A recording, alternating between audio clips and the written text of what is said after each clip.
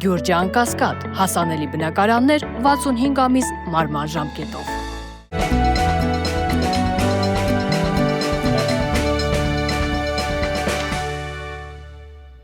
Բարև ձեզ, Փաստինֆո եթերում շարունակում ենք հետևել միջազգային իրադրությանը։ Ադրբեջանը գնդակոծել է Սյունիքի խոզնավար բնակավայրը։ Սա հաստատել է Հայաստանի Պաշտպանության նախարարությունը։ Վերջին շրջանում եզակի են դեպքերը, երբ Պաշտպանության նախարարությունը հաստատում է ադրբեջանական կողմից արձակված կրակայարդերի փաստը։ Հիմնականում դրանք չեն հաստատվում կամ չեն մեկնաբանվում Հայաստանի Պաշտպանության նախարարության կողմից։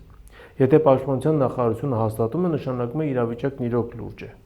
Իսկ այն նկարները, որոնք ստացվում են դեպքի վայրից, ցույց են տալիս, որ ադրբեջանցիները ուղիղ նշանառությամբ գնդակոծել են հայկական բնակավայրը, կրակահերթ արձակելով խաղաղ բնակիչների ուղղությամբ։ Հետաքրքիր է նաև, որ հերթական անգամ մենք չենք տեսնում եվրոպացի դիտորդների օպերատիվ արձագանքը։ Իսկ այդ արձագանքը պետք է լինի, քանզի կան փաստեր եւ կան նաև ֆոտոապացույցներ, որ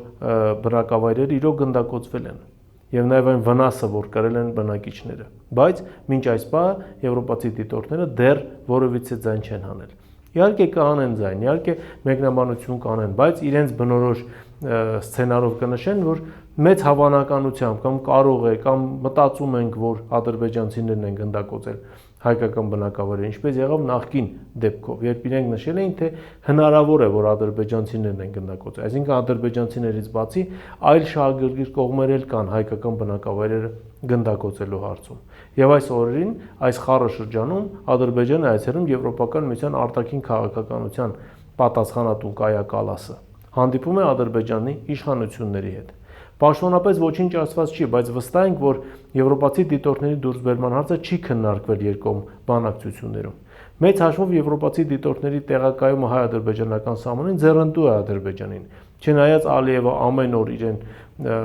թույլ է տալիս արտահայտություններ, որ եվրոպացի դիտորդները պետք է անհապաղ դուրս գան եւ այլն եւ այլն, բայց եվրոպացի դիտորդների շնորհիվ Ադրբեջանը կարողանում է այնպես անել, որ հայ-ադրբեջանական սահմանին չեն տեղակայվում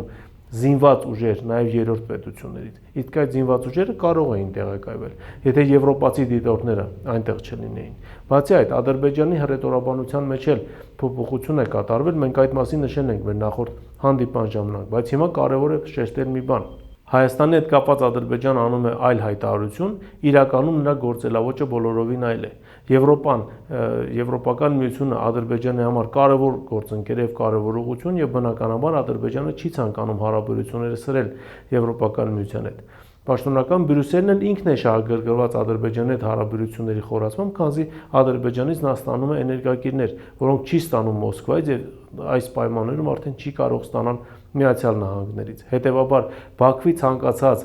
հայտարարություն եվրոպացի դիտորդները ուղղակի ընդունելու են նիկիտություն եւ ոչ ավելի։ Որևէ դատապարտող հայտարարություն չի արվելու, առավել եւս Ալիևից հաշիվ չեն պահանջելու, թե ինչու է Ալիևը ստիպում Հայաստանին համաձայնվել եվրոպացի դիտորդների դուրս գալու հետ։ Բացի այդ, թե ինչու է Ադրբեջանի ղեկավարը առհասարակ նման հայտարարություններ անում։ Ինչևէ, բավականին մեծ խաղի ենք մենք ականատես եւ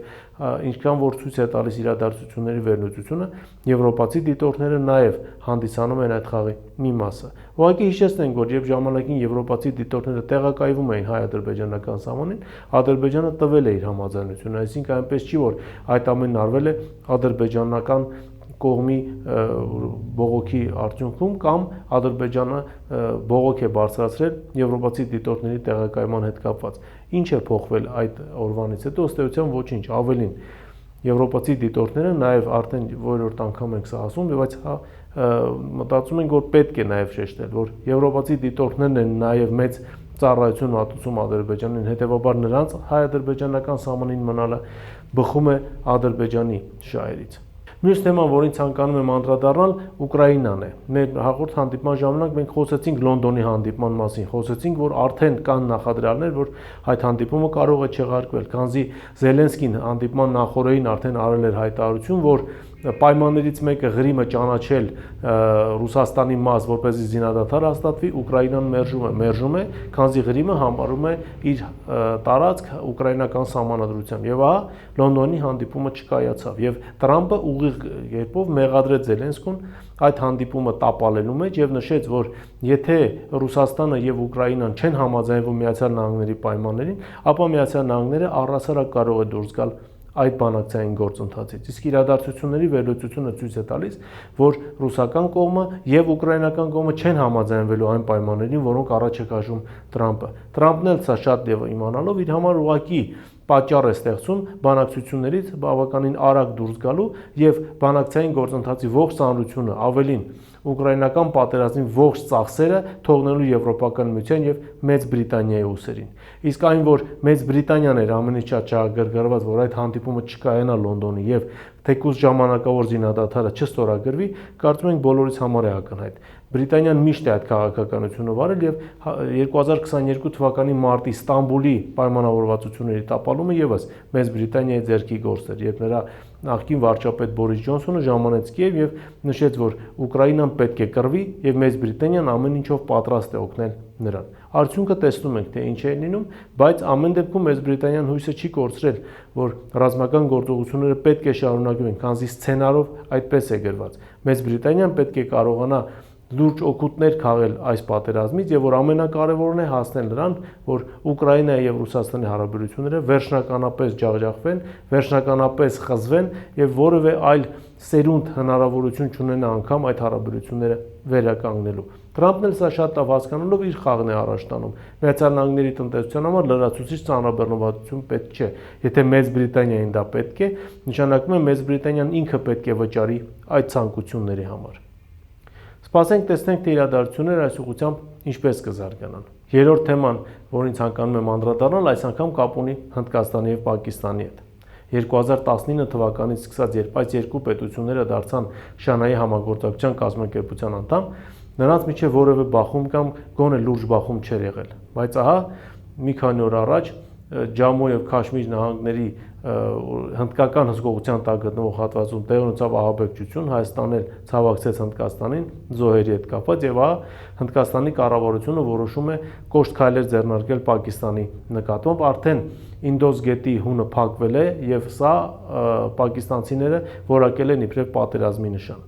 Հիմա առաջանում է հարց, ում է պետք այս ամենը եւ ում դեմ է ուղղված։ Ակնհայտ է, որ եւ Հնդկաստանը եւ Պակիստանը այստեղ ուղղակի մանր խաղացողներ են։ Այստեղ մեծ խաղացողներ կան, ովքեր շահագրգռված են, որպեսզի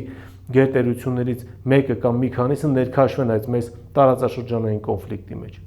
Կարծում ենք ամենից հավանական տարբերակը Չինաստանն է։ Ինչու Չինաստանը, քանզի առաջինը Չինաստանի միջնորդությամբ են եւ Պակիստանը եւ Հնդկաստանը մտան Շանհայի համագործակցության կազմակերպություն, բացի այդ Չինաստանը խնդիրներ ունի Հնդկաստանի հետ եւ այս պարագայում նրանք ամեն ինչ անելու են, որպեսզի տարածաշրջանը պայթեցնեն եւ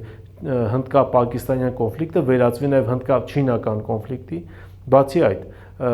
մեկ այլ կարևոր իրադարձություն է այս օրերին տեղի ունենում։ Սաուդյան Արաբիան եւ Միացյալ Նահանգները զորավարժություններ են անցկացնում եւ Կարմիր ծովի մյուս ափին զորավարժություններ են անցկացնում Եգիպտոսը եւ Չինաստանը։ Ակնհայտ է, որ Չինաստանին մի քանի ճակատով են ցանկանում ներքաշել ռազմական գործողությունների մեջ։ Ակնհայտ է նաև, որ Չինաստանը տնտեսական պատժամիջոցներ սահմանելով Միացյալ Նահանգների նկատմամբ եւ բարձրացնելով նաև այն մաքսատուրքեր իր հերթին, որոնք Միացյալ Նահանգները բարձրացրել է Չինաստանի հետ կապված, բավականին լուրջ տնտեսական հարված է հասցնում Միացյալ Նահանգներին, բայց այս պարագայում հեռու ենք այն մտքից, թե Պակիստանի եւ Հնդկաստանի ռազմական բախումը կարող է սանձազերծած լինել Միացյալ Նահանգների կողմից։ Ավելի լուրջ խաղացող կաղով 100-ամյա ներկայության պատմություն ունի այս տարածաշրջանում, խոսք իհարկե Մեծ Բրիտանիայի մասին է։ Քանզի ժամանակին լինելով Հնդկաստանի տեր ու տիրականը, հիմա էլ նա ակտիվ ներկայացվածություն ունի եւ Հնդկաստանում եւ Պակիստանում։ Եվ նրան էր անհրաժեշտ իհարկե այս երկու պետություններին գժտեցնել կրկին եւ այնպես անել, որ այս երկու պետությունները կրկին կանգնեն ռազմական գործողությունների վտանգի առաջ։ Ես հիշեցնեմ, որ Ինդոս գետի փակումը չէր եղել 1960 թվականից ի վեր։ Բացի այդ, Հարավային Ասիայի տարածաշրջանային համագործակցության կազմակերպության ՍԱԱՐԿ-ի շրջանակներում մեծ թվով պակիստանցիներ իրավունք են ստացել առանց վիզայի թափանցել, մտնել ուրեմն Հնդկաստան եւ այնտեղ աշխատել։ Եվ հիմա Հնդկաստանի ներքին գործերի նախարարությունը կոչ է անում բոլոր նահանգապետերին արտաքսել իրենց նահանգներից պակիստանցի աշխատակիցներին։ Արդեն խոսում են այն մասին, որ հնդկա-պակիստանյան սահմանին մանր բախումներ են արձանագրվում։ Սա մեծ վտանգ կարող է լինել ողջ տարածաշրջանի համար, քանզի եւ Հնդկաստանը եւ Պակիստանը միջուկային տերություններ են։ Դրանցից յուրաքանչյուրը 160 մարտագլխիկ ունեցող միջուկային զենքի է տիրապետում։ Հետևաբար, Աստված մի արած է լուրջ բախման պարագայում կողմերից յուրաքանչյուրը կարող է չդիմանալ գայթակղությանը եւ միջուկային զենք կիրառել մյուսի նկատմամբ։ Իսկ սա արդեն լուրջ հետևանքներ է ունենալու բոլորի համար։ Այս թեմաներն էին, որոնց այսօր ես ցանկացա անդրադառնալ, այսօր այսքանն է, շնորհակալություն, կհանդիպենք եթերում։